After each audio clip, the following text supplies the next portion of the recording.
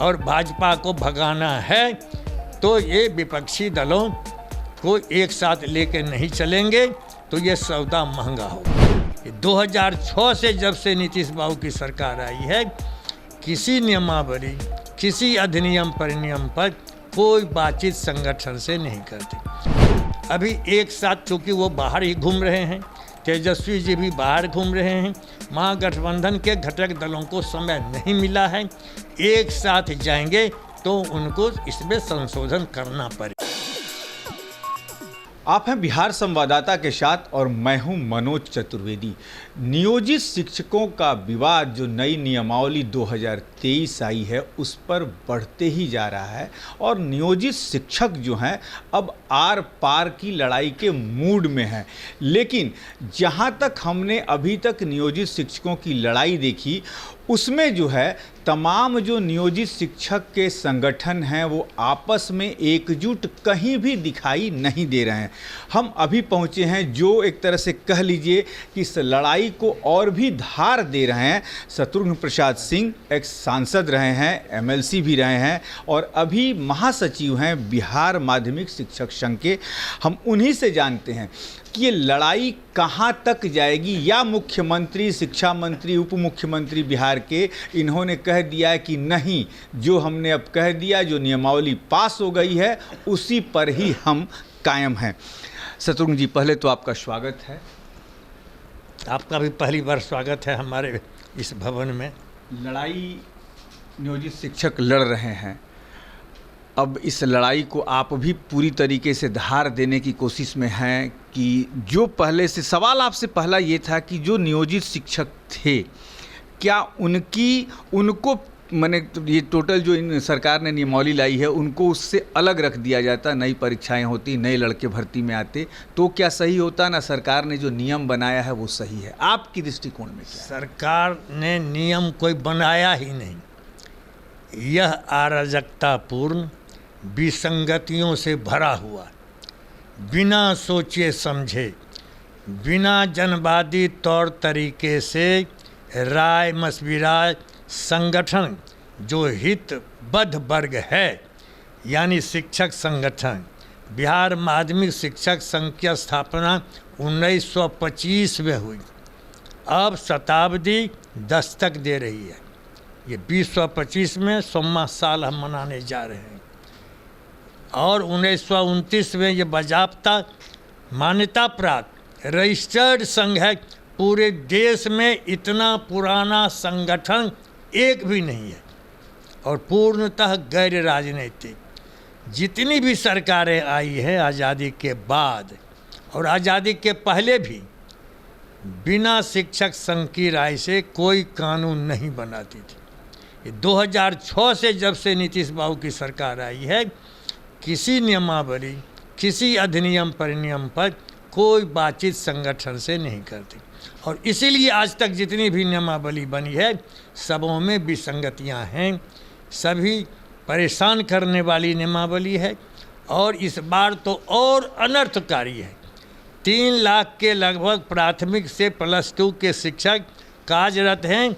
जो शिक्षा मित्र हैं उनका तो 20 साल हो गया और 16 साल 17 साल से जो शिक्षक कार्यरत हैं उनकी सेवा का अनुभव, उनकी वरीयता का कोई ख्याल किए बिना लिख दिया अध्यापक नियमावली 23 की कंडिका 8 में कि ये शिक्षक भी पात्र होंगे परीक्षा देने के, और इन शिक्षकों को इन्होंने कुपात्र बना दिया। जो नियुक्त हैं वो फिर से नई नियुक्ति के लिए बिहार लोक सेवा आयोग की परीक्षा में बैठेंगे तो उनकी वरीयता का क्या होगा, इसका कोई उल्लेख नहीं। सेवा अनुभव का क्या होगा, उसका कोई उल्लेख नहीं। डॉक्टर जगन्नाथ मिश्र को आज भी हम लोग याद करते हैं। 2/10/80 को 3000 निजी प्रबंधन, ये तो पंचायती राज का है, ये तो संवैधानिक निकाय है पंचायती राज, लेकिन विशुद्ध प्राइवेट मैनेजमेंट में चलने वाली स्कूल और 40,000 शिक्षक, उस समय बिहार झारखंड एक था, एक कलम में अध्यादेश प्रख्यापित करके और फिर उसका अधिनियम पारित करके सरकारी सेवा में कर दिया। 84 से लेके प्रधानाध्यापक, प्रधानाचार्य तक का, सरकारी सेवा सर, सरकारी वेतनमान, और यह सिलसिला 2006 तक चला। ये आए तो उस संवर्ग को ही मरणशील घोषित कर दिया, डाइंग कैडर। जब हम लोग सुप्रीम कोर्ट तक लड़े तो उसमें इसका लिखित हलफनामा है कि अब सरकार इसी प्रणाली से बहाल करेगी, यानी पंचायती राज में ही अब हम दूसरी नियमावली नहीं बनाएंगे। अब जब हलफनामा लिखित है आज, उसको बिना पढ़े उलट दिया कि इसने जो नई नियमावली बनाई वो भारत के संविधान के अनुच्छेद 309 का सहारा। 309 में केंद्र सरकार, राज्य सरकार अपने कर्मियों के लिए कोई भी नियमावली बना सकती है, उसको यह शक्ति संविधान ने प्रदत्त की है। जब आप बना रहे हैं तो आज तक जो कार्यरत हैं उनकी सेवा का भी समायोजन कर लेते। शिक्षक परीक्षा से कोई डरने वाले नहीं, शिक्षकों ने लगातार परीक्षा दी है, परीक्षा ली है।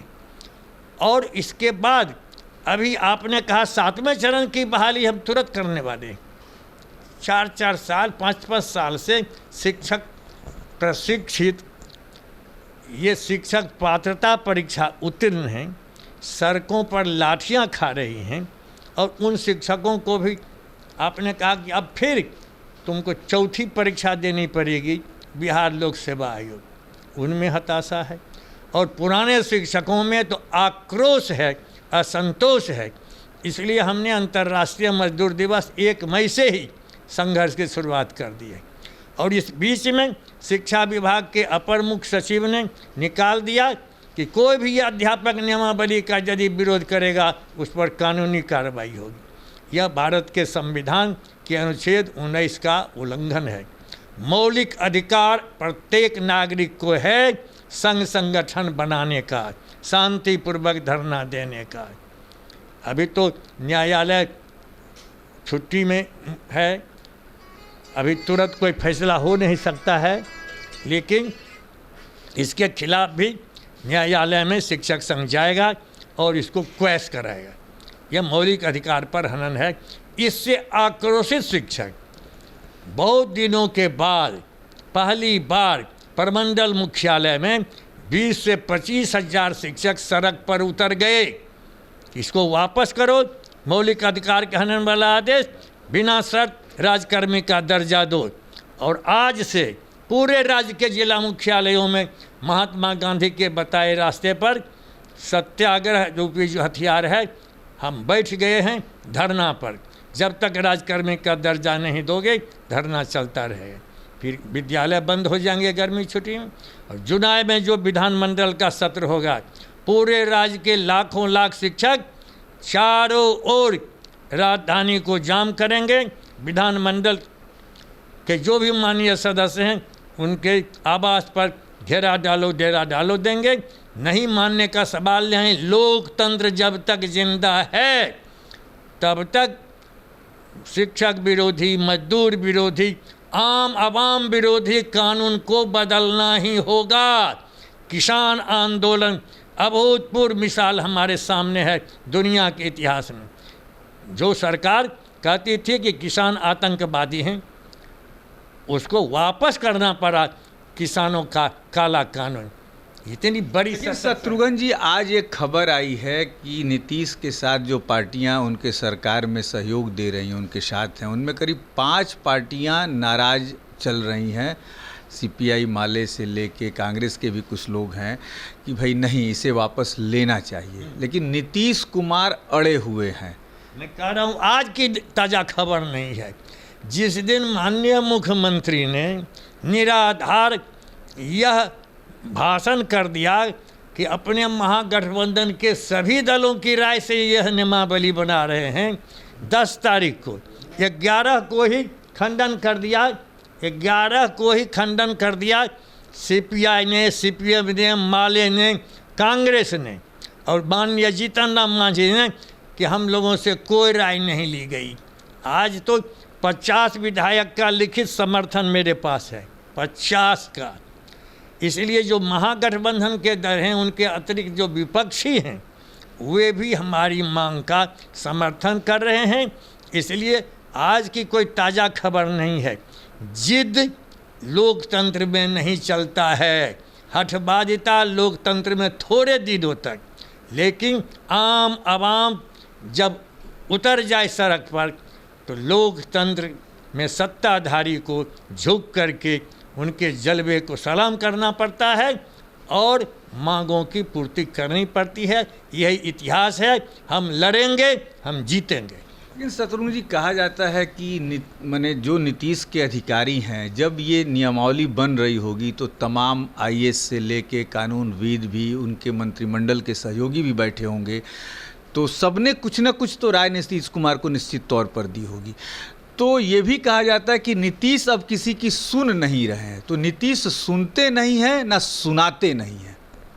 नीतीश केवल सुनाते हैं, अपनी बात ही कहते हैं कि हमने ये बाघ मार दिया, सिंह मार दिया। वो सुन नहीं रहे हैं, लेकिन वे सुनेंगे। ये अभी तक हमारा विश्वास है कि जब वो देश भर के विपक्षियों को एकताबद्ध कर रहे हैं, घर में इस प्रकार से उनका अशांत है वातावरण, आक्रोश में है शिक्षक, इनके 20 लाख परिवार के सदस्य आक्रोश में है, तो इस इतनी बड़ी फौज से वे टकराना नहीं समझेंगे। उनको यह सौदा बहुत महंगा पड़ेगा। शत्रुघ्न जी, एक सवाल और है आपसे। शिक्षक ही चुनाव कराते हैं। जब आपके शिक्षक मैदान में उतर रहे हैं, आंदोलन कर रहे हैं शांतिपूर्वक, तो जब हमने उनसे बात किया तो उन्होंने कहा कि 2025 में सिखा देंगे नीतीश कुमार को।